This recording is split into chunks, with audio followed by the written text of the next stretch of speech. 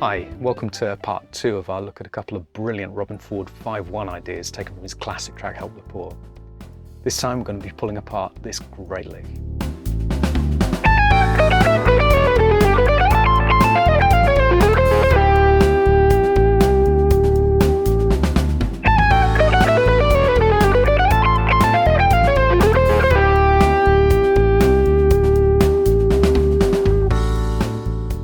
Just before we get into the analysis, a quick reminder, if you'd like to see a transcription of this or any of my other lines and solos, you'll find a link in the description down below.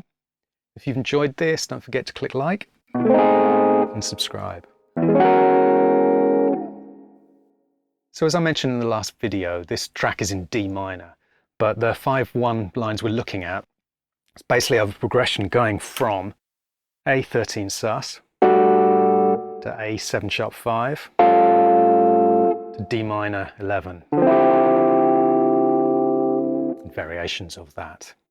As also mentioned, we can kind of see this as being a 2-5-1 because A13 sus, if you play that over an E bass, it's basically E minor 11, and then obviously A7 sharp 5 would be the 5 chord, D minor 11 being the 1 chord. So it's kind of a minor 2-5-1. And so a couple of points in this tune, Robben Ford plays just brilliant jazz ideas over this, beautifully phrased. They work perfectly, they're really, really nice. So we looked at the first of these in the first video. So this second idea comes a bit later in the track. And for this section, he starts off over the A13 sus chord. And he's right up top of the neck here. He starts on this note A. And like the previous line, this has a 2-note pickup, 2 16th notes, the final 16th notes of the previous bar going to the A13 sus chord. And he moves down chromatically from A to G, landing on that G on beat 1 of the A13 sus chord. So going from the A and landing on the flat 7th, the G, on this A13 sus chord. Follows this by going down to a D sharp, then to F sharp and E.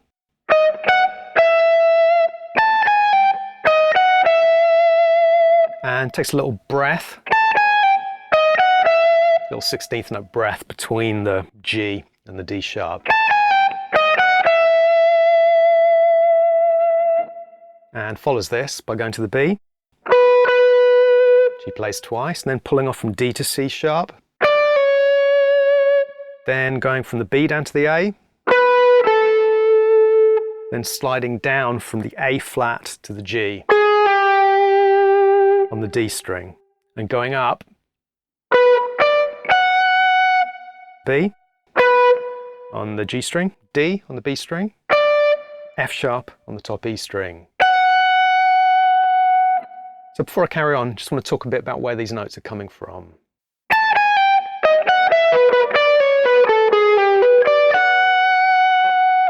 So you could see this all as being kind of a mixture of A mixed Lydian and A Lydian flat 7. So A Lydian flat 7 is mode 4 of the melodic minor scale. It's mode 4 of E melodic minor, basically. And would be these notes.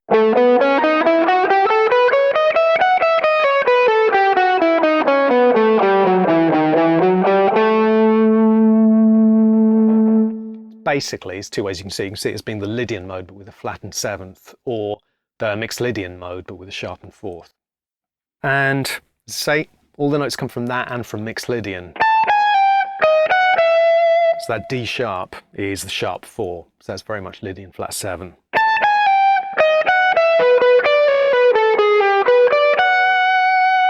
You could make an argument, actually, it's kind of the only note that's really Lydian flat 7 is that D sharp. But there's another way of looking at this. We could also see this. We mentioned earlier how we could see this progression, the A13 sus chord being effectively an E minor chord, an E minor 11 chord. And so if we think of this as a conventional minor 2-5-1, you could kind of see this as an E minor idea. So you could see this as being sort of E minor B7.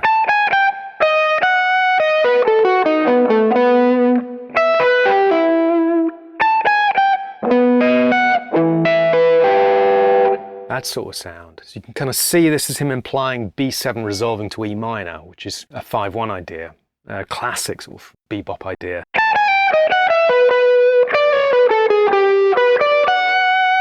Right at the end of this line, you've got to move up a G major 7 arpeggio,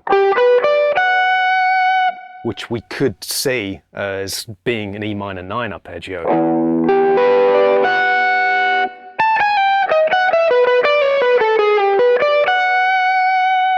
So yeah, I think there's a strong argument for saying he's treating this chord as an E minor chord and playing sort of E minor kind of jazz ideas around it. It certainly sort of feels that way to me, although you can see it both ways. Other than that, what to say about it? There's a little chromatic passing note here going from the A down to the G before he goes up that arpeggio. But then he moves into this really nice idea over the A7 sharp 5 chord.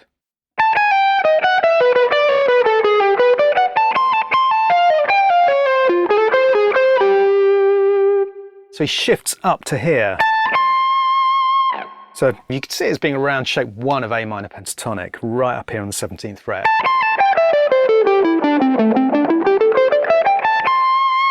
At least starting on that. And there's a bit of position shift there, going from the G major 7 arpeggio up to those two notes there. Incidentally, that's a little diminished arpeggio, whether intentional or not. And there's a couple of ways you could play this. You could also finger this G major 7 arpeggio. So basically playing the D and the F sharp on the B string. So you get an easier position shift. However, I don't think that's what he's doing. To me, it sounds like he's doing this. I could be wrong, but that's what it sounds like to me. But as always, you know, the notes are the important thing here, so whichever feels more comfortable to you, I'd recommend you go with. So, this idea. As I said, he's up here on the 17th fret, going from A to C. He sort of pulls off to the A again, although it's more of a ghost note. It's almost like he kind of lifts off, rather than deliberately play. And plays the same thing again, but this time properly playing the A note. So you could see that ghost note as not really being there at all, and he's just playing this. Although again, if you listen carefully, he is sort of ghosting a note in there. And follows it by going down to F or E sharp, then down to E flat or D sharp, then up to the G on the B string, back to the F or E sharp,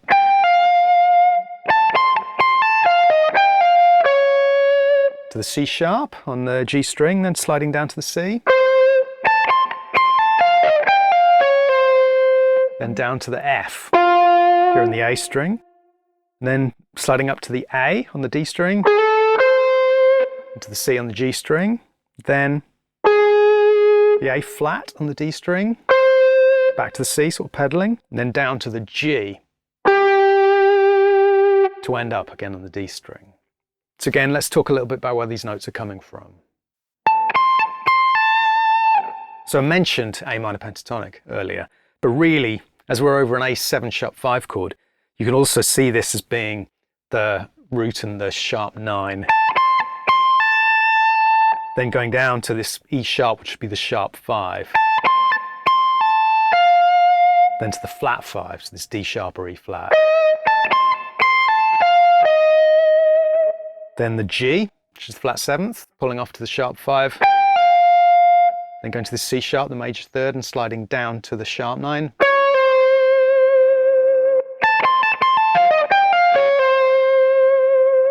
So this all comes from the A altered scale. And it's kind of similar, it's a similar sort of idea to the previous idea that we looked at in the last video. It's this same shape, admittedly up an octave, but it's this same shape of A altered scale. And again, throwing in that sharp 5 and that flat 5, which is very much a feature in the previous line, albeit the flat 5 being a ghosted note. If we play the two ideas back to back, you'll maybe see and hear some similarities.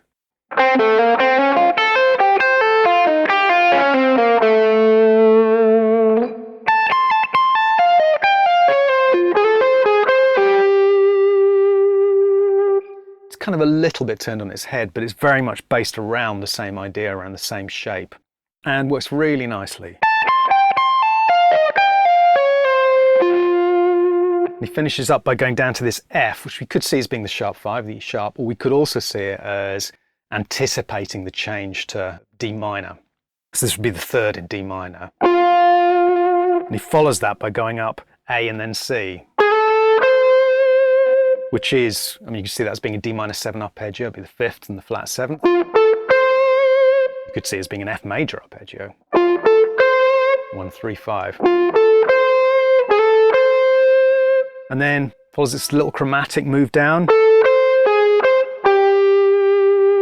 from the A down to the G, pedaling around that C. So the whole thing together, we get this.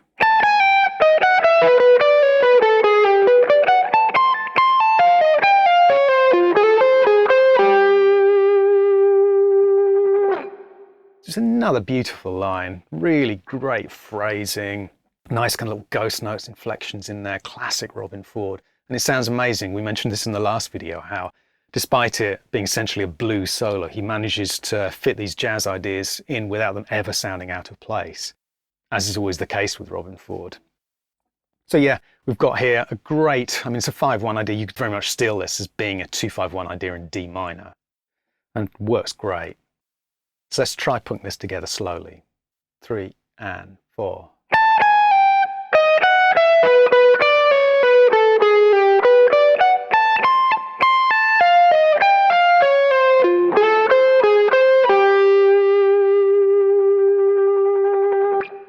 Nice, kind of just hanging on the 4th or the 11th of the D minor 11th chord. Nice way to end it, nicely resolved.